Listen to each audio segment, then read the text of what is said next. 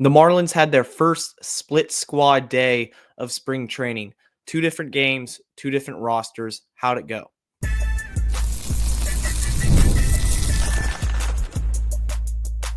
You are Locked On Marlins, your daily podcast on the Miami Marlins. Part of the Locked On Podcast Network, your team every day.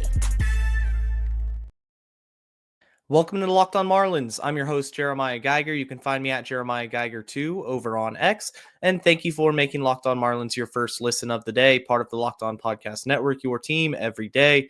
Make sure you subscribe to the YouTube channel, of course, and let me know your thoughts in the comments section. On today's show, I'm going to be taking a look at the first split squad day that the Marlins have had this spring training. They played 2 games. How did those games go? What to take away from those games as we progress through Grapefruit League action and we're one step closer to opening day and real baseball games that count in the standings. I can't wait for it. Marlins played 2 games today.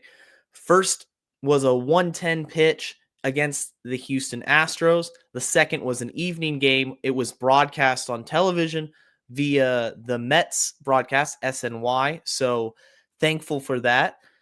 It's a rarity for Marlins games to be on TV.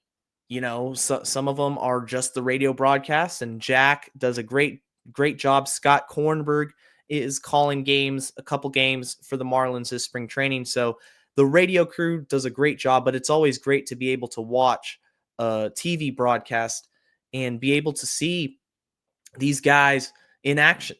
So the first game wasn't televised, but there's still plenty to take away from this one. Max Meyer got the start, and we're going to talk about him later on, but he looked awesome. The Marlins lose to the Astros, unfortunately, by a score of 5-3, but obviously wins and losses in spring training, it doesn't matter. It doesn't count in the standings, and there's still some great things we can take away. The first one being is Xavier Edwards is that table setter. He is the guy that you pencil in every day in the leadoff spot, and he's going to get on base. He's going to be effective. He had 3 hits today, or rather he had 3 RBIs today. He had a couple hits and had a double, which was his first double of spring training, and he's creating havoc from that leadoff spot. Had 4 at-bats, went 2 for 4. I liked that he was able to get 4 at-bats before he was pulled from the game. He's somebody moving forward who I really believe is going to have a special season. I think Xavier Edwards, you pencil him in at the top of the lineup and you just let it happen. He's going to get on base. He's going to put the ball in play. And when there's runners on ahead of him, like you saw, even from the leadoff spot, 3 RBIs. So he can drive in runs because he puts the bat on the ball. When you put the bat on the ball, good things tend to happen. So Xavier Edwards, really excited for him. Great game today. The second player who I want to talk about is Dax Fulton. Dax Fulton got in the game. He was the second pitcher coming after Max Meyer, and he went 2 innings, didn't allow a hit, didn't allow a walk, and struck out 2. In fact, he struck out Jeremy Pena, who's a very good hitter for the Houston Astros, big league hitter. So Dax Fulton's development is key because he is somebody coming off of Tommy John surgery where the expectations have been lowered a little bit, but it's so encouraging to see him go out and execute, command his pitches. Don't give up any hits. You're not walking anyone, and you pick up a couple strikeouts, including one against a really good hitter in Jeremy Pena. His strike to ball ratio, let's see here. He had 20 pitches total, 12 strikes. So he's not extremely effective in the zone, I guess you could say, but he's not walking anyone. So it's a step forward. Again, when you have an injury like he's had twice now, going under the knife, getting Tommy John surgery, each step forward is encouraging. And going out there and executing, that's what you want to see. The second game, it was a tie between the Mets and the Marlins in the nightcap. It's actually their second tie of spring training. It was 1-1. Slow game, only base hit, or rather the only run was driven in by Griffin Conine. The Marlins ended up getting 8 hits total. They struck out 13 times. So in the second game, the nightcap, you had guys who are projected to be in the opening day lineup as well. Connor Norby, Derek Hill was up, Otto Lopez got the start, Matt Mervis started at first base. So both games I kind of liked this split squad scenario because you can see a mixture of both the prospects and the guys in the opening day lineup both get at bats on the same day, and you get to sit back and analyze it. The pitching staff in the nightcap, the big story from this was Janson Junk. I want to preface this by just saying, Janson Junk, I apologize, okay? Because this is a story with Janson Junk of pure grit and perseverance and belief in himself.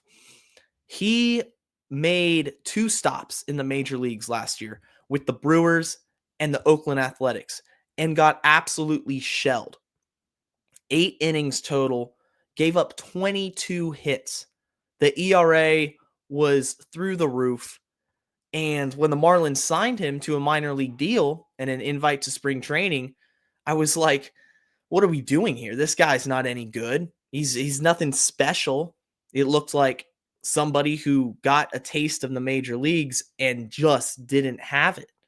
I mean, he was getting absolutely rocked in his short time last season. Already 2 different teams that he pitched for in 2024.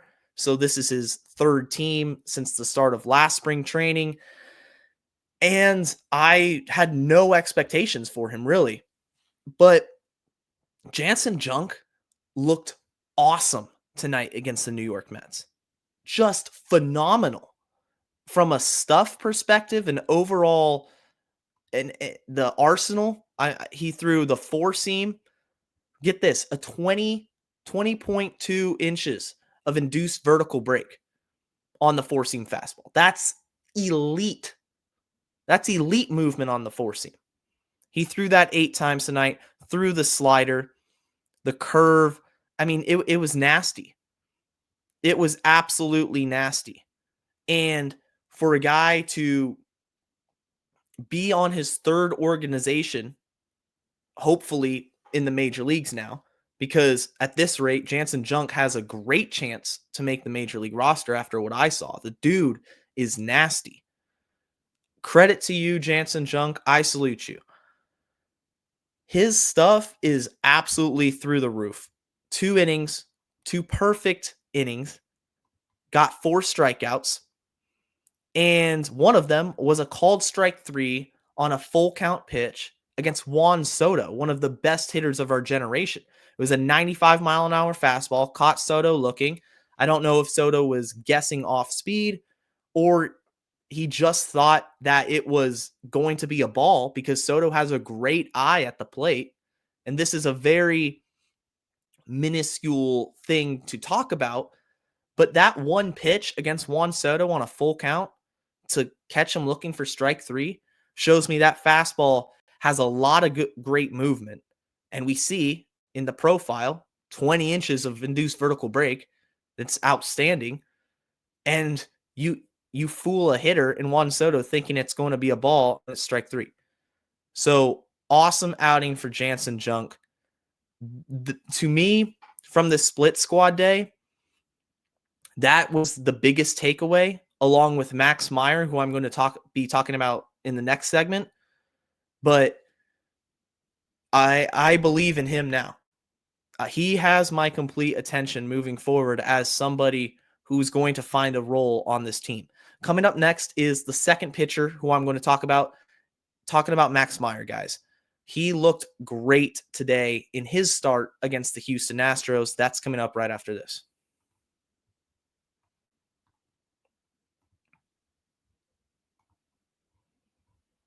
If you're an everyday listener, thank you for making Locked On Marlins your first listen of the day, being a part of the Locked On Marlins crew.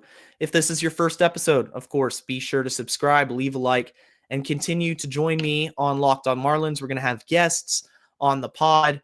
It's going to be fun. It's going to be a really fun season. So regardless, I'm glad you're here with me today, whether you're watching or listening to the show. Max Meyer. Let's talk about Max Meyer for a little bit. 2 innings. Gave up a couple hits, no walks, 2 strikeouts. And what's super fascinating about Max Meyer is the improvements he's made from last offseason to this offseason. You look at, from the end of last season to spring training, throughout this offseason. You look at a lot of fans, a lot of media questioned Max Meyer being a viable option as a starting pitcher. He couldn't figure out that third pitch. He never could develop the changeup. The fastball was too flat. It was ineffective at the major league level. He had drop velocity since his college days. It wasn't working. It was just, he was an inconsistent starting pitcher. He'd get blown up. And Max Meyer took that personally, because what I saw today against the Houston Astros was a pitcher who is easily going to be in the starting rotation, and not just be in the starting rotation and take up a spot, but is going to excel as a starting pitcher. First off, I'm going to talk about the fastball here. We all know Max Meyer's best pitch is his slider. It's what got him drafted 3rd overall. But this fastball, he threw 35 pitches total. 14 pitches was the 4-seam. And the induced vertical break isn't anything crazy, but that's not what I'm going to focus on. It's the fact that he has the confidence in the fastball, which averaged 96 miles an hour today.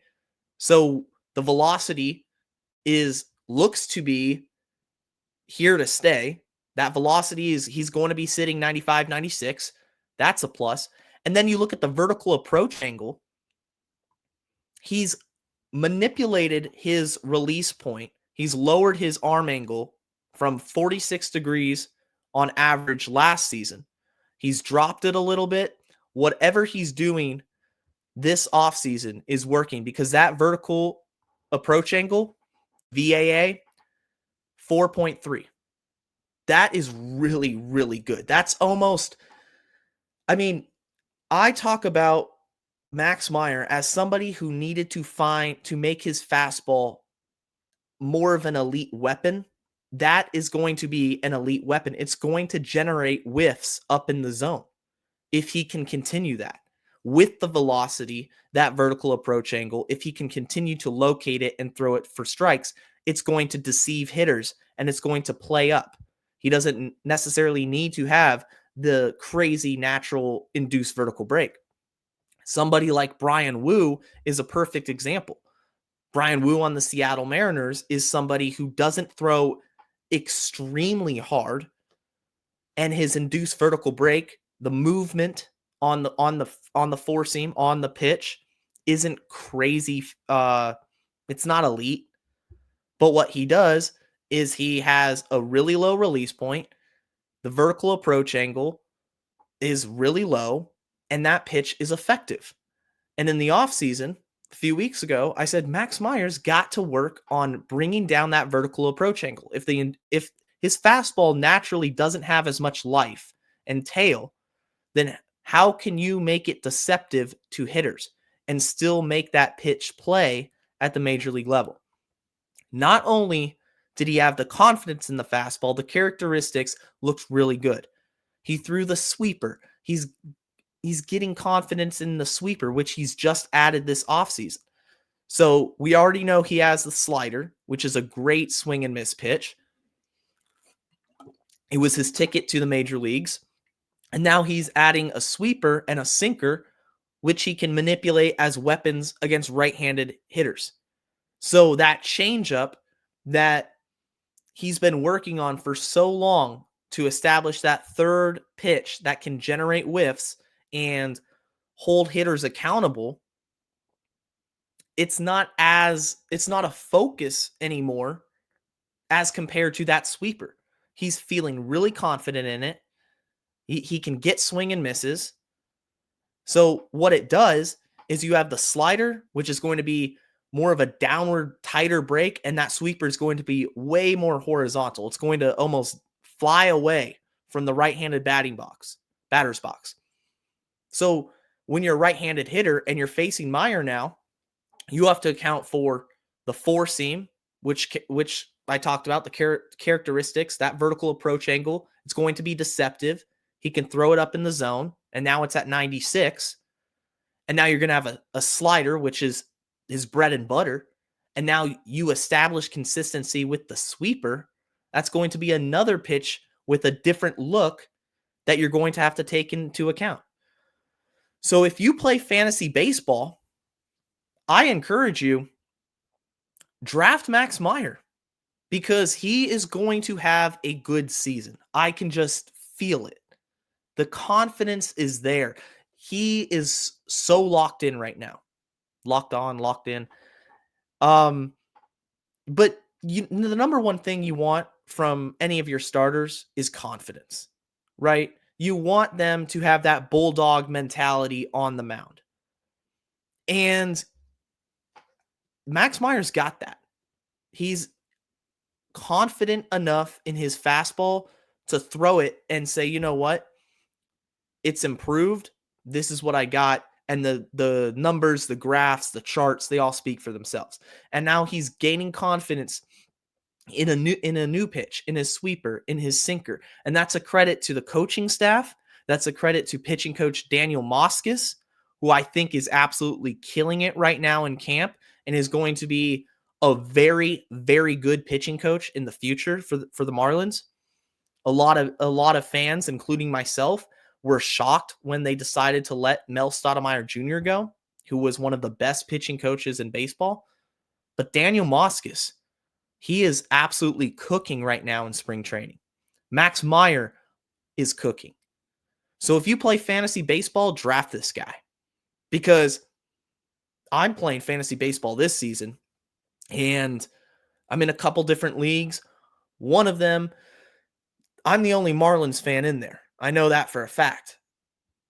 I guarantee you that these guys aren't going to be looking at Max Meyer as somebody to draft.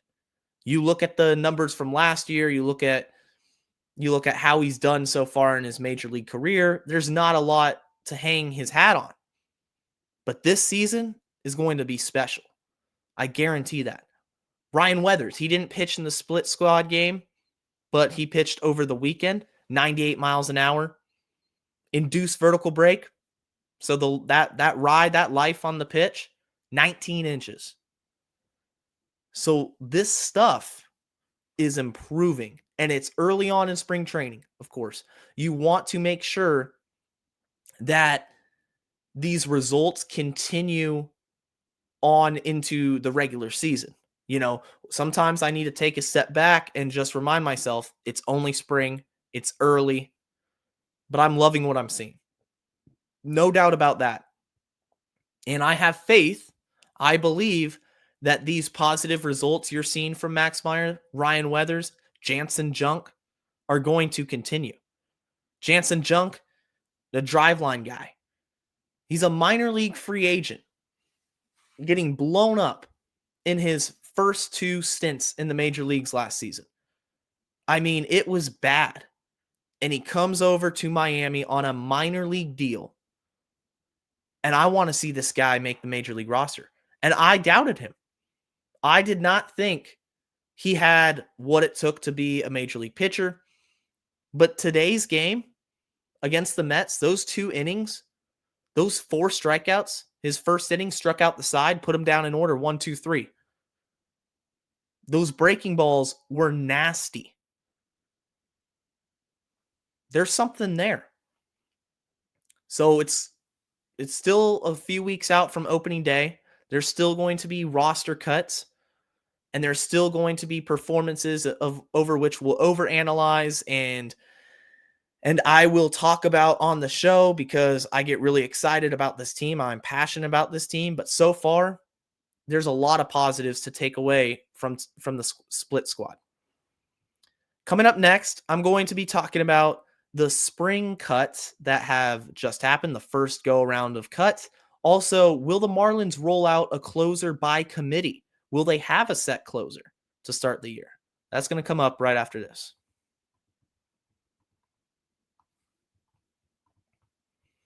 When the game tips off, the NBA action is just getting started, and there's no better place to get in on it than FanDuel, America's #1 sportsbook. With FanDuel, you can place live bets throughout the game, so even if you miss the opening tip-off or want to bet on a fourth quarter comeback, you can stay in the action. And if you're looking for a bigger payout, you can even combine your live bets into a same-game parlay. You will love using FanDuel's live betting feature because it keeps every moment of the game exciting. Whether you're backing your team for a late-game rally or picking a player to hit a clutch three, you'll never feel like you missed your chance. Plus, the app is easy to use, and when you win, you get paid instantly. Right now, new FanDuel customers can get $150 in bonus bets if your first $5 bet wins. Just visit FanDuel.com to join today. That's FanDuel.com for your shot at $150 in bonus bets. Make every moment more with FanDuel, the official sports betting partner of the NBA. Glad you're back with me here on Locked On Marlins. Be sure to check on Locked On MLB for your second listen of the day. And we are talking about the Marlins split squad. They played the Astros and lost. They played the Mets and tied. But they also, the first round of spring cuts from big league camp happened. And we have to talk about it. The headliner of the spring cuts this first round was Victor Mesa Jr. And that doesn't come as a surprise to me based on the fact of the unfortunate injury that happened. So a little bit ago, Victor Mesa Jr., he goes down with a hamstring injury, and it was going to sideline him for most of the Grapefruit League schedule. And unfortunately, when you have an injury like that, it takes time, and it really cuts into your development and your opportunity to get those at-bats. You're not playing. And so with a guy like Mesa Jr., who I do believe has deserved an opportunity at the major league level dating back to last season, it just wasn't going to happen. So he is cut. He's reassigned back to minor league camp, and it's unfortunate for Mesa Jr., but I don't think this is the end. I think you're still going to see him when he's healthy. He gets his feet back under him in AAA to start the season.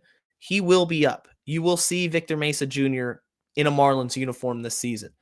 It's just unfortunate before he even got a chance to showcase what he has in the Grapefruit League against live arms and in-game action, he goes down with the injury. The other cuts, Jacob Marcy was dealing with an injury as well. And Clayton McCullough, though, he said he was off to a strong start. So you like that Marcy impressed the new manager. It's just unfortunate. Again, an injury.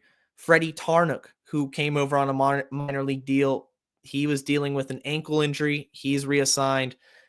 And Woo Suk Go, who fractured his finger a couple weeks ago, he's also reassigned to minor league camp.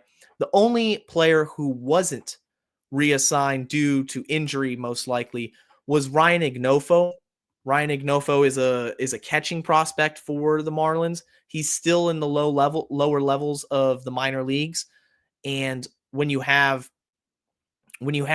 Augustine Ramirez, you have Joe Mack, who are still in big league camp, who are more advanced in their development, it does make sense from that perspective. Ryan Ignofo was a non-roster invitee.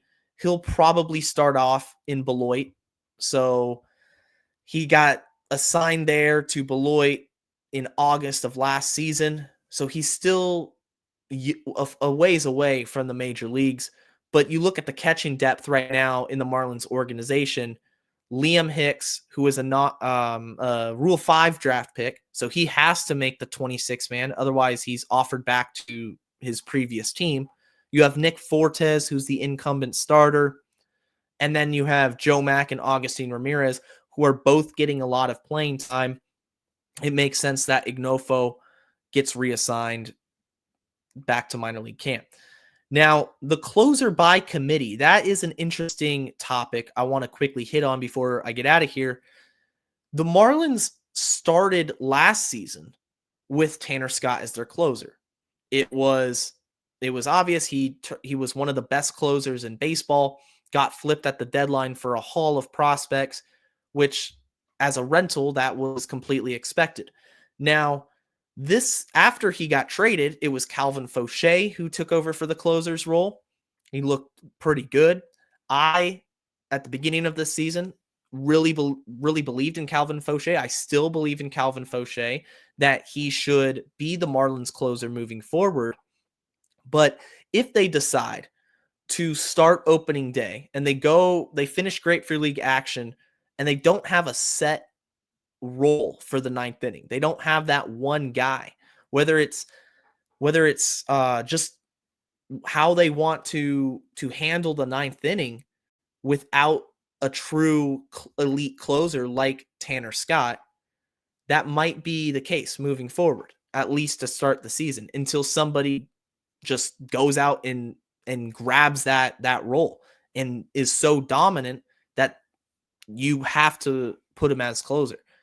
I think Fauché should be the closer going into the season. I think from a traditional baseball perspective, you have your setup guy, you have your eighth inning guy, but that ninth inning should be that closer who can rack up those saves, especially when you have faith in him and his stuff. I do believe Calvin Fauché has really good stuff, but I don't think the Marlins necessarily are going to go that route. So you might see at the beginning of the season, different pitchers get opportunities to close out games. Now, when the Marlins aren't expected to win a lot, those quote unquote save opportunities might be hard to come by.